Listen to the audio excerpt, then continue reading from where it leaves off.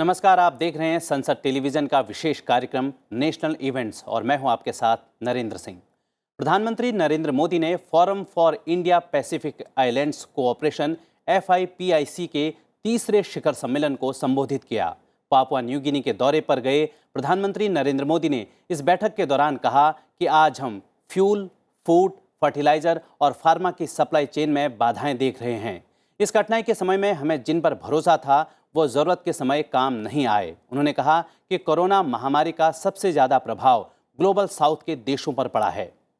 FIPIC के शिखर सम्मेलन को संबोधित करते हुए प्रधानमंत्री नरेंद्र मोदी ने कहा कि जलवायु परिवर्तन, प्राकृतिक आपदाएं, भुखमरी, गरीबी और स्वास्थ्य से जुड़ी बहुत सी चुनौतियां पहले से ही थीं, अब नई समस्याएं पैदा हो रही हैं। उन्होंने कहा कि मुझे खुशी है कि भारत इस चुनौतीपूर्ण समय में अपने पैसिफिक आइलैंड मित्र देशों के साथ कंधे से कंधा मिलाकर खड़ा है। भारत इस चुनौतीपूर्ण समय में अपने पैसिफिक आइलैंड मित्रों से कंधा मिलाकर खड़ा रहा।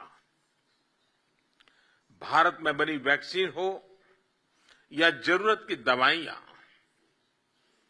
गेहूं हो या चीनी, भारत अपनी क्षमताओं के अनुरूप सभी साथी देशों की मदद करता रहा। मेरे लिए आप लार्ज ओशन कंट्रीज है, स्मॉल आइलैंड स्टेट्स नहीं। आपका यह महासागर ही भारत को आपके साथ जोड़ता है। भारतीय विचारधारा में संपूर्ण विश्व को परिवार की तरह देखा गया है।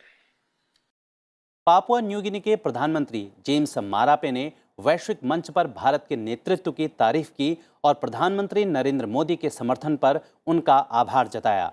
जेम्स मारापे ने कहा कि हम वैश्विक शक्तियों के टकराव से पीड़ित हैं। उन्होंने प्रधानमंत्री नरेंद्र मोदी से कहा कि आप ग्लोबल साउथ के नेता हैं, हम ग्लोबल फोरम पर आपके नेतृत्व के साथ खड़े हैं। फिजी द्वारा प्रधानमंत्री नरेंद्र मोदी को अपने सर्वोच्च पुरस्कार से सम्मानित किए जाने के बाद पापुआ न्यू गिनी ने भी प्रधानमंत्री नरेंद्र मोदी को सम्मानित किया। प्रशांत द्वीप देशों के एकता का समर्थन करने और ग्लोबल साउथ के कारण उनकी अगुवाई करने के लिए प्रधानमंत्री नरेंद्र मोदी को यह सम्मान प्रदान किया गया है।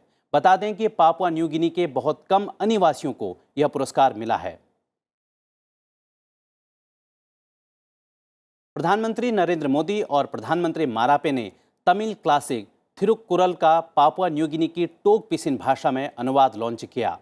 भाषाविद सुभा शशिंद्रन और पापुआ न्यू गिनी की वेस्ट न्यू ब्रिटेन प्रांत के गवर्नर शशिंद्रन मुथुवेले इस अनुवादित पुस्तक के सह लेखक हैं।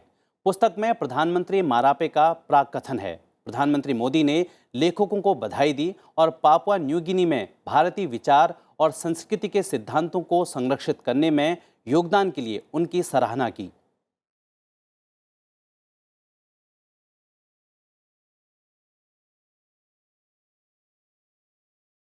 उपराष्ट्रपति जगदीप धनखड़ तिरुवनंतपुरम में केरल विधानसभा भवन के रजत जयंती समारोह में बतौर मुख्य अतिथि शामिल हुए। केरल विधानसभा के रजत जयंती समारोह का उद्घाटन करने के बाद उपराष्ट्रपति ने संबोधित करते हुए कहा कि केरल विधानसभा में कई प्रगतिशील कानून हैं जिन पर अन्य विधानसभाओं को ध्यान देना चाहिए। उपराष्ट्रपति ने कहा कि केरल विधानसभा भवन लोगों की इच्छा, लोकतंत्र की भावना और संविधान के सार का प्रतिनिधित्व करती है। यह बड़े पैमाने पर लोगों के लिए भारतीय संविधान की प्रस्तावना के आदर्शों को साकार करने के लिए काम कर रहा है। उन्होंने अपने संबोधन में कहा कि केरल का यह विधानसभा भवन केरल की विकास यात्रा का गवाह रहा है। Over these 25 years, these hallowed precincts, this building has witnessed evolution of Keralite society, serving as crucible where numerous debates generated executive accountability, a nerve center of many a path-breaking legislation. A reference has been made to this by the Honorable Speaker, and elaborately I could make out, though I was not fluent in language, by the discourse of the Honorable Chief Minister, and crystallized icing on the cake, cherry on the cake by the Honorable Governor. Emphasized it. Buildings such as this are beyond work of brick and mortar. They are symbol of hope, reflecting aspirations of the people and imparting reassurance to the public at large. It is a crucible of blossoming of democratic values. उपराष्ट्रपति जगदीप धनखड़ ने केरल विधानमंडल अंतर्राष्ट्रीय पुस्तक महोत्सव 2023 की स्मारिका का विमोचन किया और इसे केरल के माननीय मुख्यमंत्री पिनाराई विजयन को भेंट किया। इस दौरान उपराष्ट्रपति जगदीप धनखड़ ने वर्चुअली विधानमंडल परिसर में उद्यान के आधुनिकीकरण की आधारशिला रखी। इससे पहले केरल के मुख्यमंत्री पिनाराई विजयन ने तिरुवनंतपुरम में अपने आवास पर उपराष्ट्रपति जगदीप धनखड़ और उनकी पत्नी डॉक्टर सुदेश धनखड़ की मेजबानी की। विदेश और संसदीय मामलों के राज्य मंत्री वी मुरलीधरन ने केरल राजभवन में उपराष्ट्रपति जगदीप धनखड़ से मुलाकात की।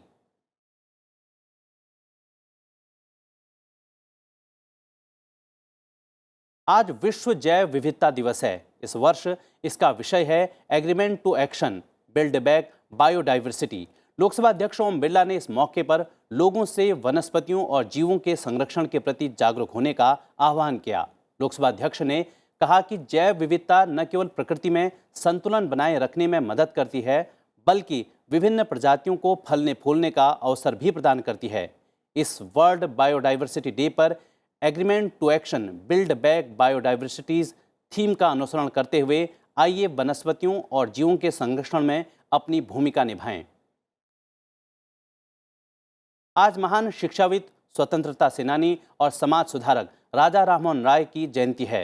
लोकसभा अध्यक्ष ओम बिरला ने राजा राममोहन राय को याद करते हुए ट्वीट संदेश में कहा, सती प्रथा, बाल विवाह, बालिका शिक्षा, महिला अधिकार, भाषा और शिक्षा जैसे विषयों पर राजा राममोहन राय की प्रगतिशील विचारधारा ने राष्ट्र के नवनिर्माण और देशवासियों के उत्थान में उल्लेखनीय भूमिका निभाई। महाराणा प्रताप की जयंती के अवसर पर उन्हें नमन करते हुए लोकसभा अध्यक्ष ओम बिरला ने अपने ट्वीट संदेश में कहा, मातृभूमि की स्वतंत्रता के लिए वीर शिरोमणि महाराणा प्रताप आजीवन संघर्षरत रहे। उन्होंने सब कुछ बलिदान कर दिया, लेकिन अपने सिद्धांतों के विरुद्ध किसी से समझौता नहीं किया। उनकी वीर गाथाएं युगों युगों तक सभी को गौरवान्वित करती रहेंगी।